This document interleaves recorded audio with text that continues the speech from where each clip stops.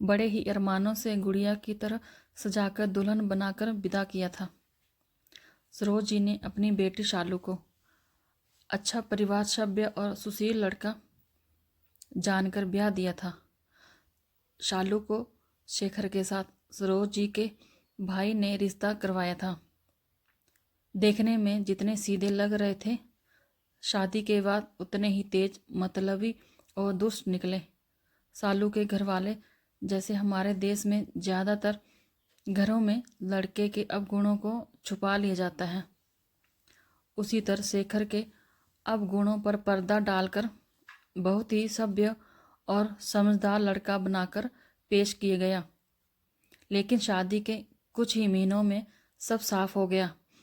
दहेज के लालची और मतलबी लोगों के बीच फंसी शालू सास ननद के ताने तो सह लेती, लेकिन शेखर शराब पीकर जो नाटक करता, गाली गलौज और विरोध करने पर मारपीट पर उतराता, उसे ज़्यादा दिन तक सह नहीं पाई शालू और अपनी माँ को सब कुछ सच सच बता दिया।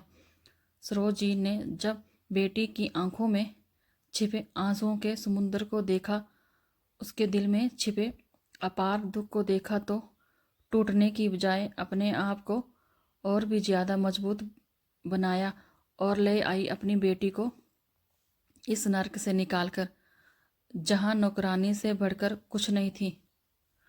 उनकी फूल सी बच्ची हंसती खेलती चुलबुली शालू की रंगीन दुनिया को कैसे बेरंग कर दिया था। उसके ससुराल वालों ने मिलकर इसे भली भांति समझ रही थी। सरोज जी अगर पति साथ देता और अच्छा व्यक्ति होता तो छोड़ आती। उसे वहाँ लेकर पति तो और भी ज़्यादा दुष्ट निकला। ना उन लोगों के रिश्ते में प्यार था, ना एक दूसरे के प्रति निष्ठा। बस शालू ही निभा रही थी, वो भी दिल से नहीं, मजबूरी में। शालू को हमेशा के लिए घर लाने के फैसले पर सरोज जी की बड़ी बहू ने विरोध किया और कहा, माँ जी, आप शालू को हमेशा के लिए घर ले आई हैं। अभी साल भर हुई है उसकी शादी को, थोड़ा समय तो दीजिए, हो सकता है वो लोग बदल जाएं। इस तरह घर ले आना तो कोई सल्यूशन नहीं है। ना क्या इज्जत रह जाएगी समाज में हमारी। लोग तरह तरह की बातें बनाएंगे और क्या करेगी ये अपने जीवन में। जानती हो ना, एक तलाकशुदा लड़की का समाज में जीना कितना दुश्वार होता है, और इतनी समझदार होकर भी इतना गलत फैसला कैसे ले सकती हैं। मुझे लगता है हमें शेखर और उसके परिवार से बात करनी चाहिए। जेठानी जी की बात सुनकर छोटी बहू ने भी यही कहा।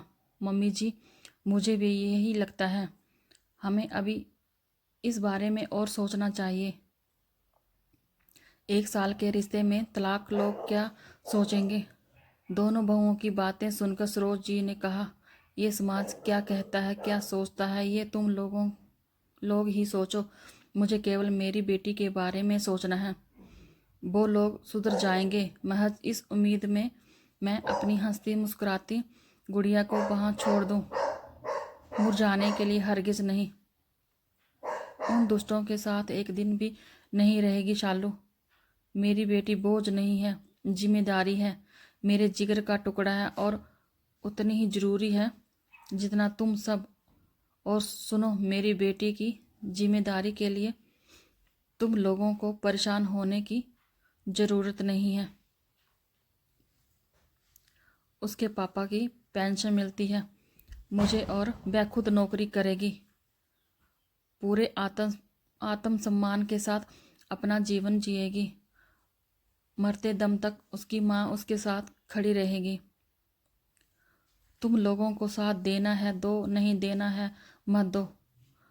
और रही बात तलाकशुदा बेटी के समाज में जीने की, तो सुन लो मेरी बात। अगर एक बेटी के साथ उसकी माँ खड़ी हो, उसका परिवार हो, तो कोई परेशान नहीं होती। उसे अपनी माँ के आत्मविश्वास भरे शब्दों को सुन सरोज जी के दोनों बेटों ने कहा, माँ, हम आपके साथ हैं। हमारी शालू कहीं नहीं जाएगी, जैसे पहले रहती थी वैसे ही रहेगी। और भविष्य में कोई अच्छा जीवन साथी मिलेगा।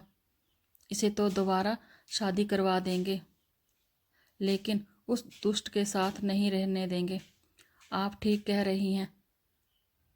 शालू नौकरी कर लेगी और आगे पढ़ना चाहेगी तो हम पढ़ा लेंगे, लेकिन इस तरह घुटने के लिए नहीं छोड़ेंगे।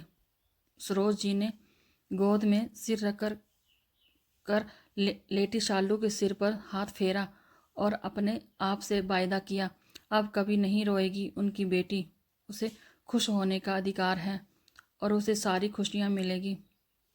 अपने परिवार के एक गलत फैसले की वजह से सारी उम्र कष्ट नहीं भोगेगी। पूरे आत्म सम्मान के साथ अपना जीवन निर्वाह करेगी। दोस्तों, सरोज जी की हिम्मत और जज्बे ने शालू को उस नर्क भरी जिंदगी से बाहर निकालकर समाज के सामने एक उत्कृष्ट उदाहरण प्रस्तुत किया और ये दिखा दिया कि माँ बाप के लिए बेटी बोझ नहीं होती, एक जिम्मेदारी होती है जिसे ताउम्र निभाना चाहिए, ना कि ये सोचकर पीछा छुड़ा लेना चाहिए कि हमने तो शादी कर दी और मुक्त हो गए जिम्मेदारी से। लाखों लड़कियां तो सिर्फ इसलिए ही ना चाहते हुए भी अपनी शादी निभाती हैं और जुल्म सहती रहती हैं, क्योंकि मायके से उन्हें सहारा नहीं मिलता।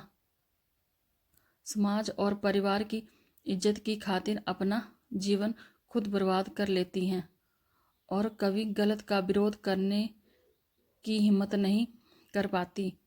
हम माँओं को, खासकर बेटियों की माँओं को अपने आप से ये प्रण करना चाहिए कि हर हाल में हम अपनी बेटियों के साथ रहेंगे, शादी के बाद भी, और अनचाहा रिश्ता निभाने के लिए उन्हें कभी मजबूर नहीं करेंगे और उन्हें ये यकीन दिलाएंगे कि वे हम पर बोझ नहीं है, हमारी जिम्मेदारी है और हमेशा रहेगी। कहानी को लाइक और शेयर करें और ऐसी अच्छी अच्छी कहानियों को सुनने के लिए चैनल को सब्सक्राइब करें, बेल आइकन को दबाएं। आपके कमेंट से हमारा बड़ा उत्साह बढ़ता है।